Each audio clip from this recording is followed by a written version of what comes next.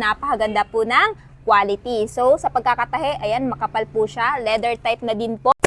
Kung naghahanap ka ng secured na wallet na hindi basta-basta mahulog yung pera o di naman kaya yung cards nyo, baka itong wallet na to yung para sa inyo. Paano ba naman kasi mga paps, mga moms? Bukod sa meron siyang compartment dito na pwede nyo paglagyan ng cards or di naman kaya IDs ninyo, meron din siyang pa-zipper dito para safe na safe at secured yung pera at yung cards nyo. So dito nga, ayan, marami kayong mapaglalagyan ng cards. Isa, dalawa, tatlo, maging dito, dalawa. At the same time, dito naman sa kabila, meron ka din mapaglalagyan dito ng 3 cards at syempre dito sa pinaka loob naman pwede po kayo malagay dito ng paper bill. So napakasimple lang po ng wallet na to pero napakaganda po ng quality. So sa pagkakatahe, ayan, makapal po siya, leather type na din po.